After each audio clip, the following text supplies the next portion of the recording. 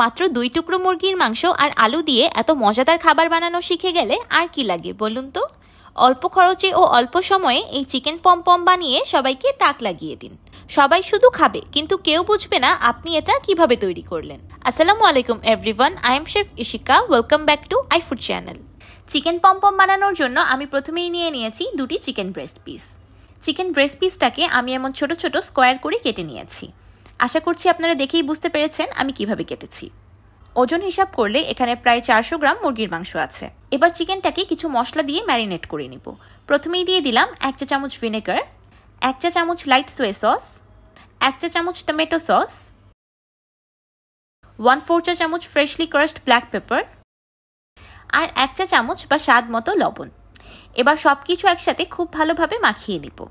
এই চিকেন পমপমটার একটা বিশেষ বৈশিষ্ট্য হলো এটা তৈরি করতে তেমন কোনো মশলার প্রয়োজন হয় না, তাই এটা খেতে যেমন মজাদার হয় তেমনি স্বাস্থ্যকর। এবার এই চিকেনগুলোকে ম্যারিনেট হতে রেখে দিব 10 থেকে 15 মিনিটের মতো। তাহলে চলুন এবার এই সময়টাকেও কাজে লাগিয়ে ফেলি। আমি 4টি মিডিয়াম সাইজের আলু এমন ছোট ছোট স্কোয়ার আকারে কেটে নিয়েছি। ওজন হিসাব করলে এখানে প্রায় 500 গ্রামের মতো আলু আছে। আমি একটি প্যানে পরিমাণ মতো পানি দিয়ে ফুটিয়ে নিয়েছি। এবার পানিতে দিয়ে দিলাম 1 চা চামচ লবণ। এবার এই ফুটন্ত লবণ পানিতে আলুগুলোকে 2 মিনিটের মতো ব্লাঞ্চিং করে নিব। এখানে একটি বিষয় লক্ষ্য রাখবেন, আমি আলুগুলোকে সিদ্ধ করছি না, জাস্ট ব্লাঞ্চ করছি। আলু এমন একটা সবজি যেটা আমাদের সবার বাসায় কম বেশি থাকে, তাই আলু দিয়ে কোনো খাবার বানালে সেটা বানানো কিন্তু খুব বেশি সহজ হয়ে যায়। আলুগুলো 2 মিনিটের মতো ব্লাঞ্চ করা হয়ে গিয়েছে। এবার পানি ছেঁকে একটি বাটিতে তুলে রাখছি। এবার একটি বড় মিক্সিং বলে দিয়ে দিলাম ব্লাঞ্চিং করে নেওয়া আলু, আগে থেকে ম্যারিনেট করে রাখা চিকেন,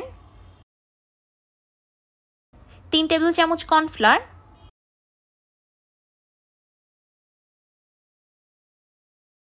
1 চা চামচ চিকেন পাউডার, 1/2 চা চামচ বা স্বাদ মতো লবণ আর 1/4 চা চামচ ফ্রেশলি ক্রাশড ব্ল্যাক পেপার। এবার হাতের সাহায্যে সবকিছু একসাথে খুব ভালোভাবে মিশিয়ে নিব। আমার কাছে কর্নফ্লাওয়ারটা একটু কম মনে হয়েছে, তাই আমি আরও 2 টেবিল চামচ কর্নফ্লাওয়ার অ্যাড করে দিলাম। কর্নফ্লাওয়ারটা এখানে বাইন্ডিংয়ের জন্য অ্যাড করা হয়েছে যেন আলু আর চিকেন সব কিছু একসাথে খুব ভালোভাবে লেগে যায়। কর্নফ্লাওয়ার অ্যাড করার পর দেখবেন আলু আর চিকেনগুলো কিছুটা আঠালো হয়ে এসেছে আর একটার গায়ে একটা খুব ভালোভাবে লেগে গিয়েছে। এবার অল্প একটু আলু আর চিকেনের মিক্সচার নিয়ে হাতের সাহায্যে এমন চেপে একটা পমপমের মতো শেপ দিয়ে নিব। আমি আগে থেকেই একটা বেকিং ট্রে বেকিং পেপার দিয়ে রেডি করে রেখেছিলাম। এবার তৈরি করা চিকেন পমপমটাকে বেকিং ট্রের উপর রেখে দিচ্ছি।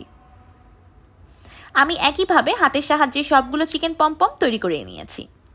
দেখলেন তো এই চিকেন পমপমের শেপটা দাও কত বেশি ইজি, শুধু হাতের সাহায্যেই কত সুন্দর একটা ফুলের মতো শেপ তৈরি হয়ে গেল।